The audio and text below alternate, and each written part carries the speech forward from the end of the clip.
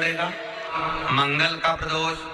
मंगलवार की प्रदोष पड़ती है तो शिव काशी में निवास करते हैं।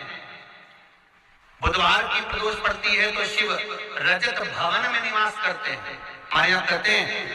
सोमवार मंगलवार की प्रदोष रोग से मुक्ति देते हैं। पूरे वर्ष में मंगल का प्रदोष निकाल कर रख लो कि मंगल का प्रदोष इस दिन पड़ रहा है, मंगल की त्रयोदशी तिथि पड़ रही है, प्रदोष व्रत मंगलवार का पड़ रहा है। और जिन लड़का लड़की को मंगल होते हैं, जिन कन्या और वर को मंगल होते हैं, केवल शंकर भगवान के मंदिर में जाकर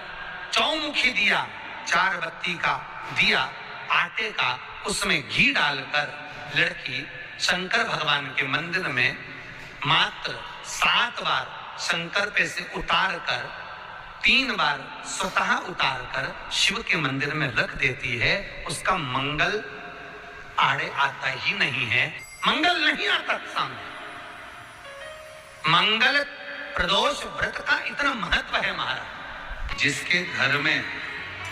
पार्थिव शिवलिंग का निर्माण होता है, उसके घर में कभी लक्ष्मी की कमी नहीं होती है, वहां लक्ष्मी सदा निवास, वहां लक्ष्मी सदा निवास सदा। और मेरी जीजियों, जितनी मेरी बेटियां बैठी हैं, माताएं बैठी हैं, मेरे भाई जितने बैठे हैं, जितने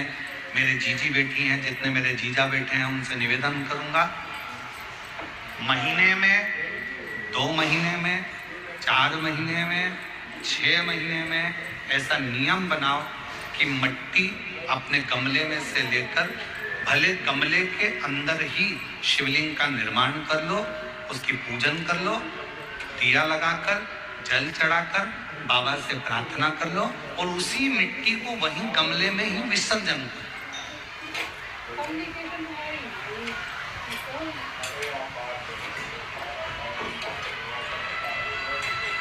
जो लोग कहते हैं हमारा व्यापार नहीं चल रहा, जो लोग कहते हैं हम बड़े दुखी हैं, बहुत तकलीफ में हैं, बहुत कष्ट में हैं, बहुत परेशानियां चल रही हैं, बहुत कष्ट चल रहा है, बहुत परेशानियां हो रही हैं और हमारा व्यापार नहीं चल रहा, ये नहीं हो रहा, वो नहीं हो रहा, तो अगर कोई तुमसे अगर इस तरह से बोले तो उसको कहना दोष है। जो तुमसे कहे कि मेरे घर में लक्ष्मी नहीं है, मैं बहुत डिप्रेशन में चल रही हूँ, बहुत टेंशन है, बहुत तकलीफ है, बहुत कष्ट है, बहुत कष्ट। पार्थिव शिवलिंग का निर्माण,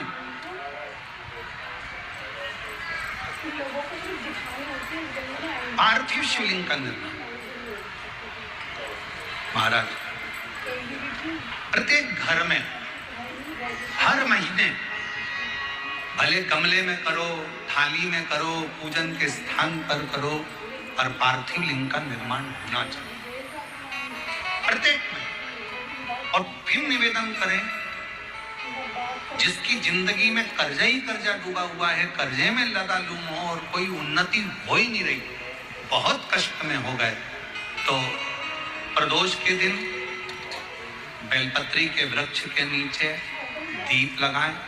शिवजी के मंदिर में जाकर दीप लगाएं और अपने घर के दरवाजे पर दीप लगाएं। प्रदोष के दिन बेलपत्र के वृक्ष के नीचे लगाया गया दीपक, शिव मंदिर में लगाया गया दीपक और अपने दरवाजे पर लगाया गया दीपक, ये तीनों जब एकाग्रित भाव से दीप लगाए जाते हैं तो ब्रह्मा विष्णु महेश हमारे कार्य की सफलता देते ही हैं। उसमें अटकल नहीं है, उसमें तकलीफ नहीं है।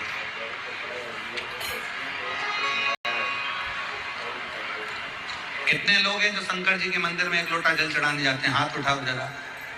सभी लोग जाते हो? रखो रखो रखो। क्या कहते हो बाबा को जाके? शिव जी के मंदिर में जब जल चढ़ाने जाते हो तो क्या कहते हो? घर से जाते समय 1 लोटा जल जब लेकर निकलो तो घर के दरवाजे से निकलते समय श्री शिवाय नमस्तुभ्यम, मंदिर में जब प्रवेश करो तो श्री शिवाय नमस्तुभ्यम, और शंकर जी को जब जल चढ़ाओ